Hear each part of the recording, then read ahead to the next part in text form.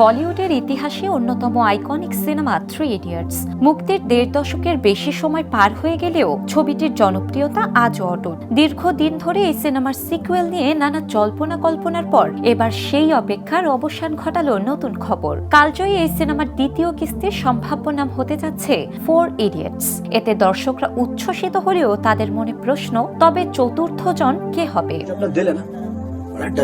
4 idiots নাম থেকে স্পষ্ট এবারের গল্পে যুক্ত হতে যাচ্ছেন নতুন একজন চরিত্র, অর্থাৎ র্যাঞ্চো রাজু ফারহানের সঙ্গে দেখা যাবে আরেক ইডিয়টকে। জানা গেছে সিনেমাটির চিত্রনাট্য লেখার কাজ চলছে, একই সঙ্গে চলছে চতুর্থ ইডিয়ট চরিত্রটির জন্য উপযুক্ত অভিনেতা খোঁজার প্রক্রিয়া। যদিও এখনো আনুষ্ঠানিকভাবে কারোর নাম ঘোষণা করা হয়নি, তবে দর্শকদের মধ্যে শুরু হয়ে গেছে জোর আলোচনা।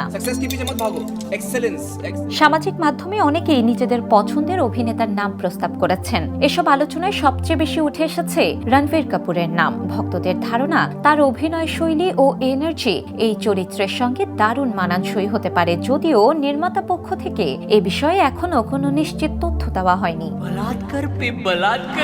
জানা গেছে সিকুয়েলের মূল 3 চরিত্রে ফিরছেন আমির খান, আর মাধবন ও শারমান জোশী। তারা আগের মতোই র্যাঞ্চো, ফারহান আর রাজুর চরিত্রে দর্শকদের সামনে হাজির হবেন। কারিনা কাপুর খান তার পিয়া চরিত্রে ফিরবেন এমন প্রত্যাশাও রয়েছে।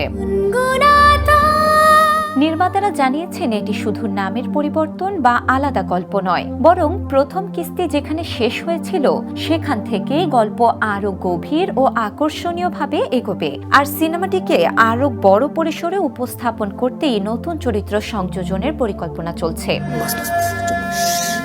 শিলা ইসলাম, দ্য নিউজ।